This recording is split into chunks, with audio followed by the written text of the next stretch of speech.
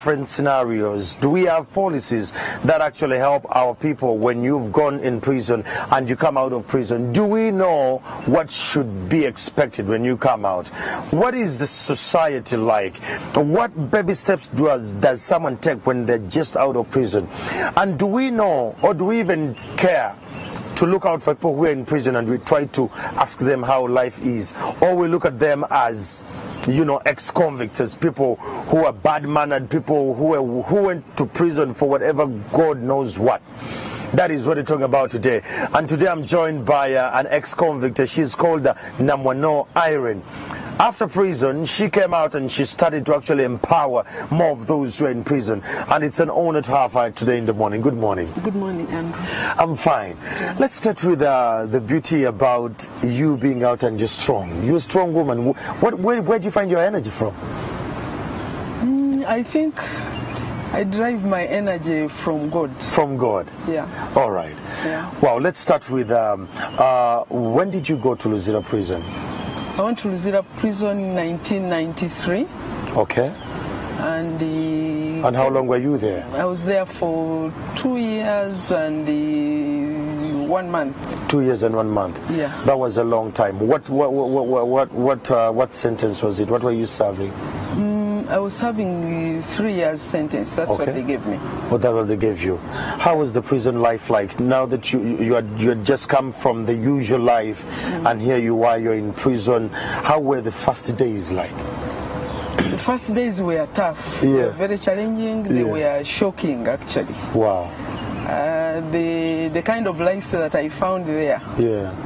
Was very difficult. Of course, prison is now different. Yeah. But at that time, it was bad. When I looked at the food they eat, when I looked at the plates they use, and the sleeping arrangement. The sleeping arrangement, and it all was shocking, actually.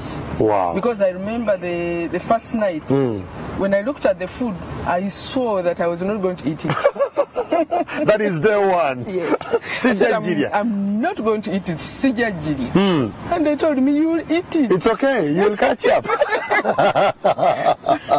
So after like day 3, you adjusted? Yeah, of course. The following day, I went to the garden to dig. Yes. After not digging for many years, of course, I was working in the bank. Yeah. So you can imagine that kind of... The transition is too fast. So I went to the garden. When I came back, of course I was very, very hungry. Yeah. And weak and fast. Yeah. I used to think that when you drink water which is not boiled, you can die. I just went to the tap. Yeah. And did like this and drank the water. It was all about survival. Yeah, and ate the food. And I'm here. I didn't die. Wow. Yeah. So it was bumpy, humpy. What is one of those things you actually saw in prison and you like in the female wing and you wish it could actually be changed for better? Yeah, the first thing, of course, let me talk about a challenge that is there. Yes. Is that you are mixed with everyone. Wow. You know, jail collects people from all walks of life. Yeah. They collect people from the streets, from offices, from wherever. Yeah. And all of you are in one dock. Are in one room. So you can imagine the communication that is there, the kind of life that you live. And, you know, the sleeping arrangement. The place is packed.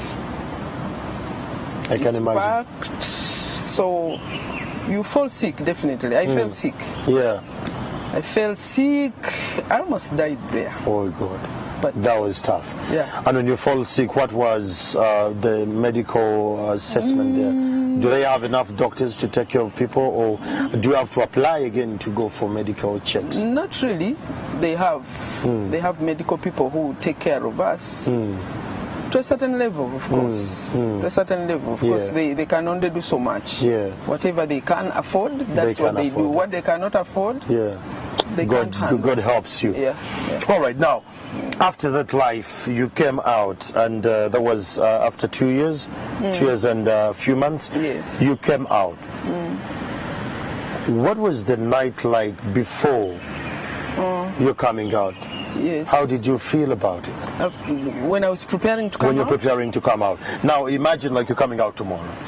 Yeah, for me, the good thing is that the church was following me up. Deliverance Church was following me up. Yeah. So I knew I was going back to the hands of friends. But I used to see people if they are going to be released the following day, this night they are not sleeping. What could be the cause? What could be the cause of this fear to come out? They don't know where they are going. Oh God. You are arrested from the street, you were renting somewhere, or maybe you are staying with someone, and maybe the crime that was committed was against those very people. Maybe you are living with the people you are living with, and you fear. There is fear. People fear. Where am I going? Maybe when I go back, those people will rise up against me. Because those issues are not resolved. When somebody is there, these ones are outside. You know, somehow those issues are not resolved. And actually, that is one of the things that I try to do. That's the biggest challenge. The transition from prison to the society, to the community. Wow. Where do you go?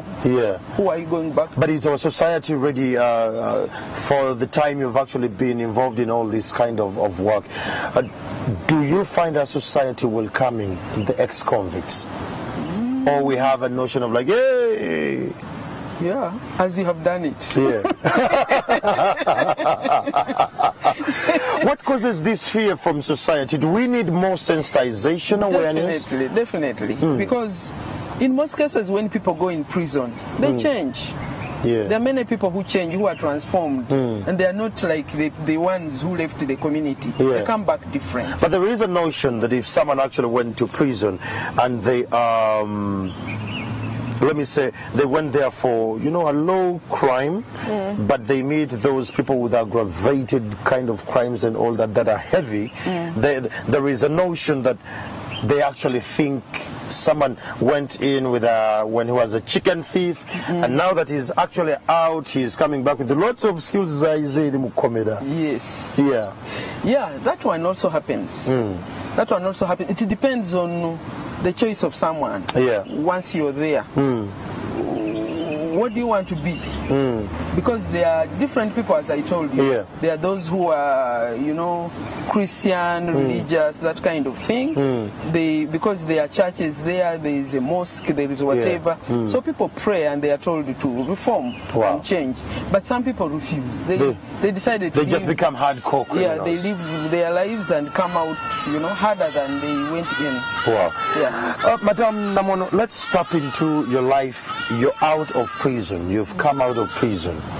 And it's your day one and you come back. What was the feeling like to you?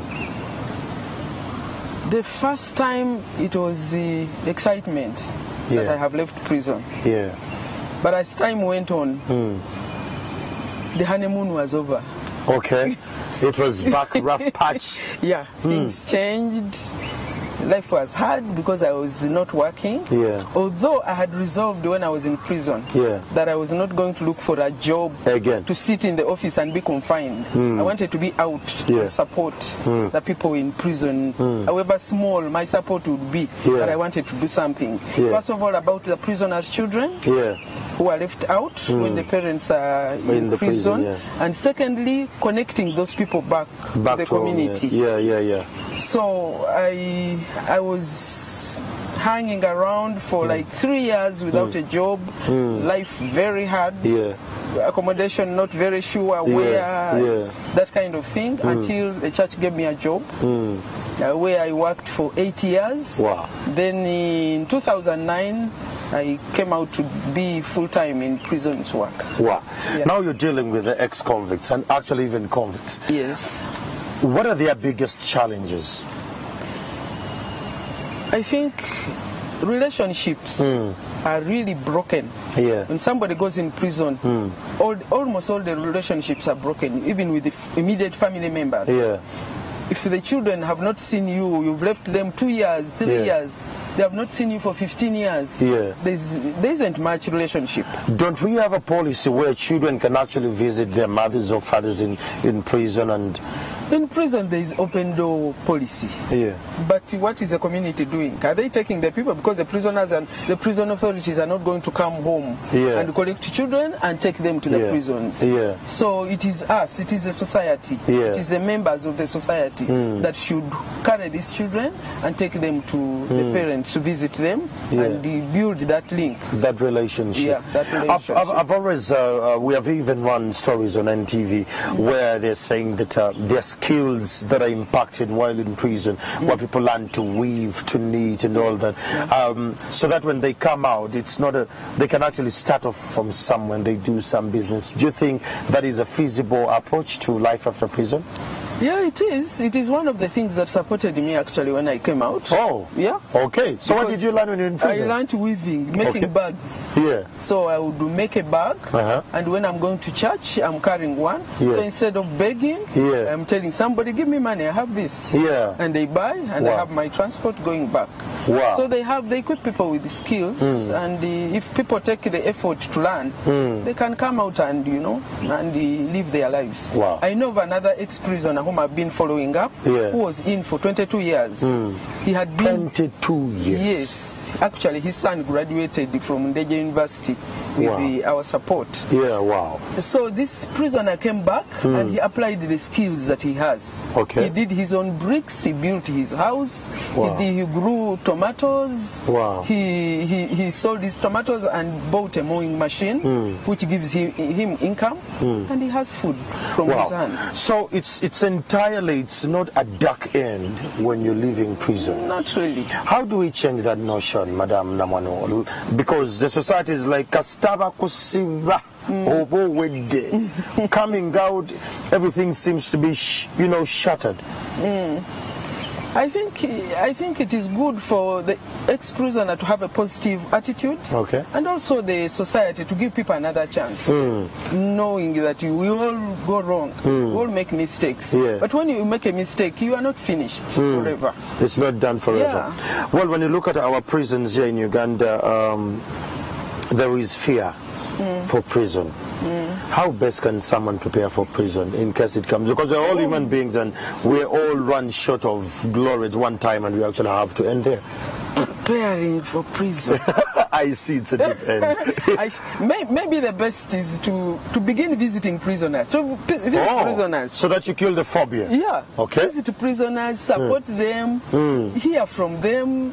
Then there you'll get first-hand information about prisons. Wow. Yeah. Well, there you have it. We are tapping about the life after prison, and we're here with Madame Namwano Irene, who was actually in prison, and when she came out, she faced a rough patch, but then we're looking at life after prison. How is she holding up? What is the best way forward for the ex-convicts? And those ones watching NTV in the prisons, this is a conversation you actually need to understand.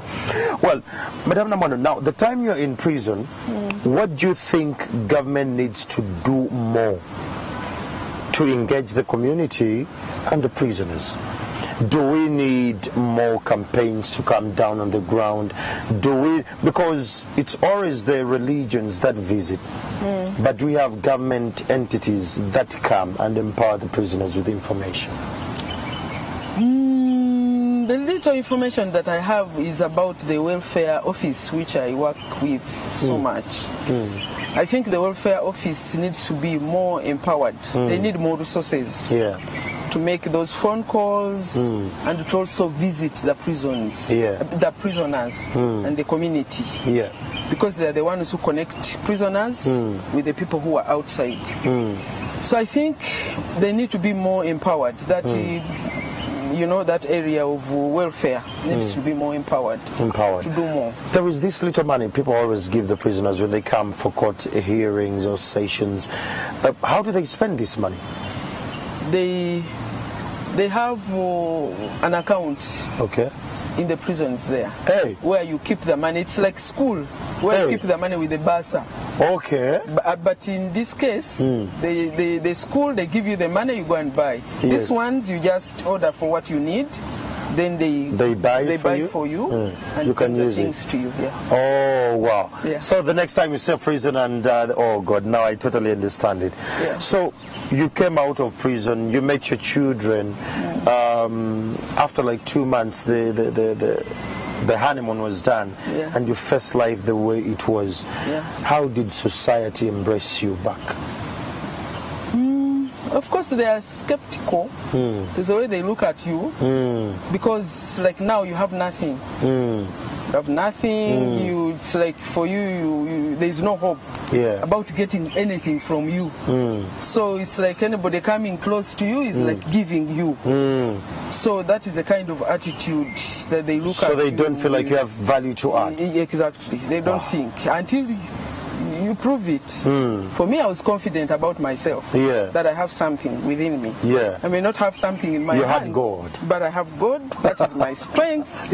And I will make it. And you'll make it. And that's what has kept me up now. Now, the time you've been dealing with the ex-convicts, how are they finding life? Because I believe they share challenges with you. When they get back and they called you, I'm sure they called you and they break down, they're like, I wish I stayed the other side.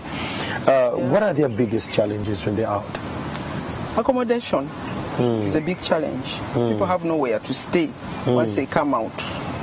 The second thing is most of the people who are imprisoned are not educated. Okay. So somehow they can't find a job and they find life very difficult. And as I told you, relationships, the relationships are cold now. People have left them. The friends they had are no longer there for them. Sometimes they come out when many relatives have died. You know, they are old, they are not strong enough to work.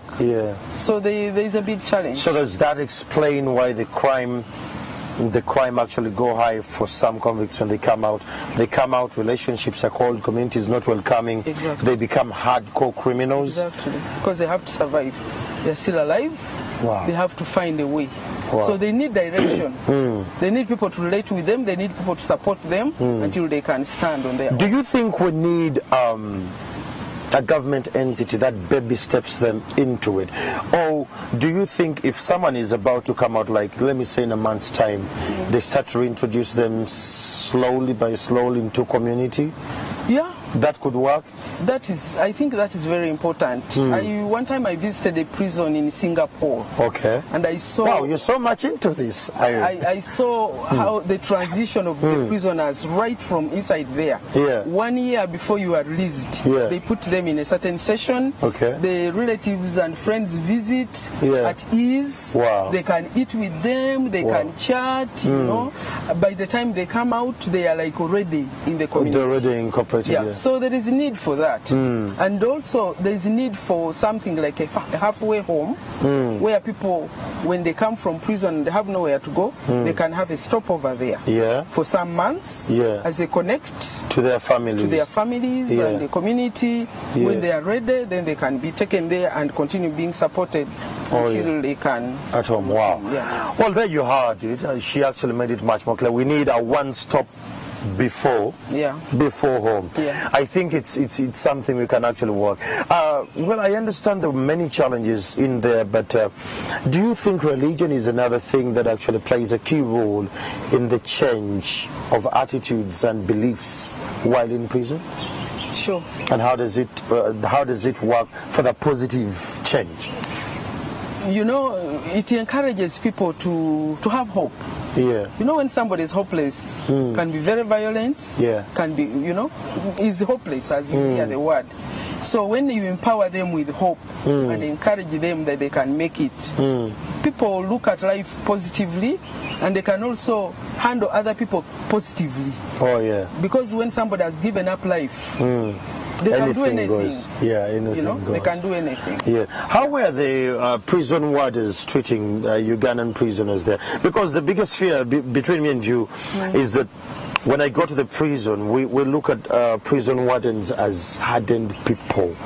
Like we look at them as hard people who are tough. And, hey, a prison warden, and so like you run away. How is the relationship between the wardens and the prisoners? I think prison warders, sincerely speaking, are good people.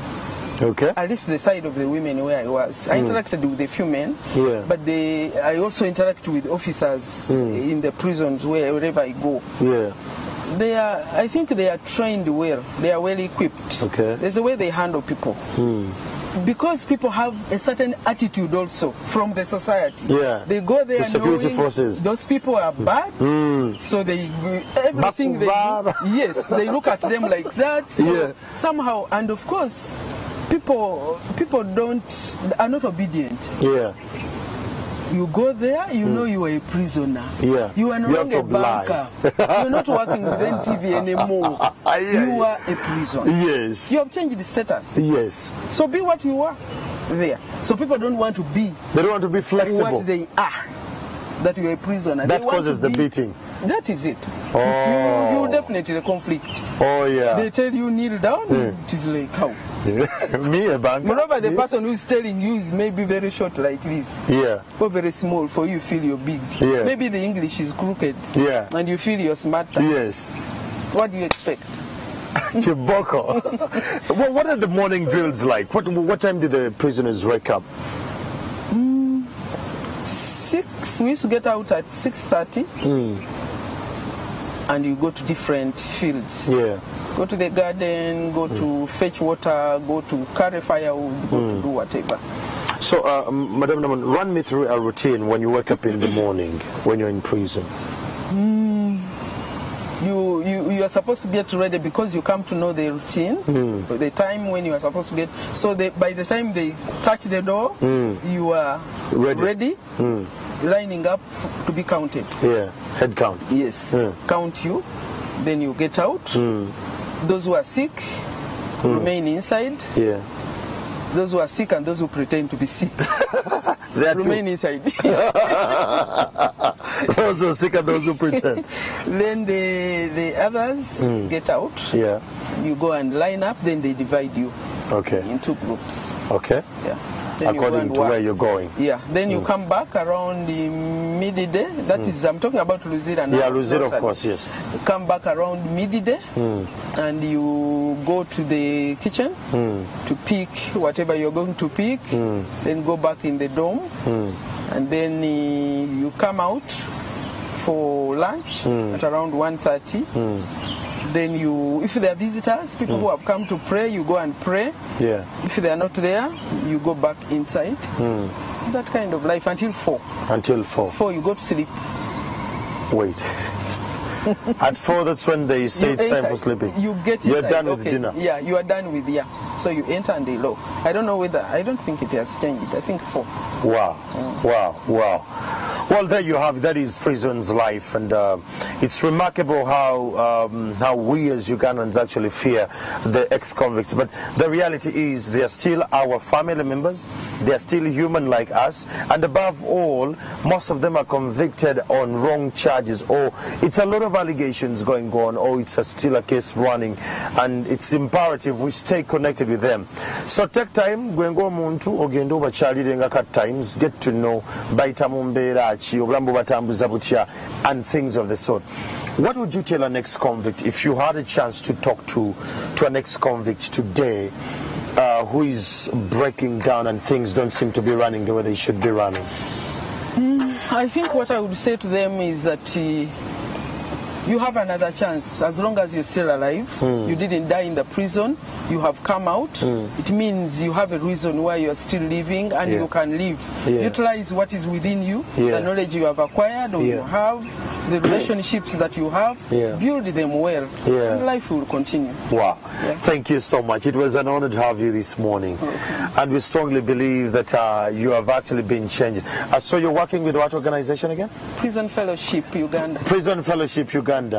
So if anyone you want to actually reach out to Prison Fellowship Uganda, well, they're online, they're on Facebook. You can actually go and see what they've actually done. And you yourself as a Ugandan, you need to tap into that.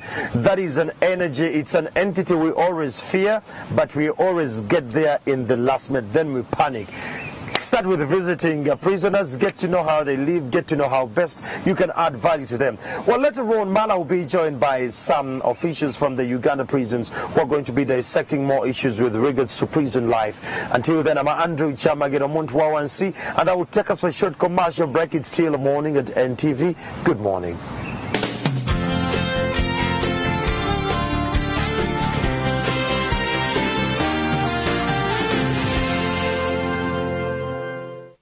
Dad, why does this fresh dairy yogurt look different? Dad, why does this fresh dairy yogurt look different?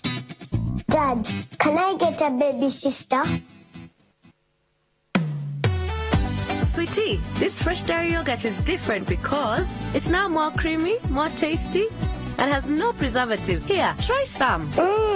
It's tasty. I love it. Available in 400-gram pouches of mango, mixed berry, vanilla, and strawberry flavors. Fresh new taste. Financial literacy brought to you by NTV, PwC, and DFCU.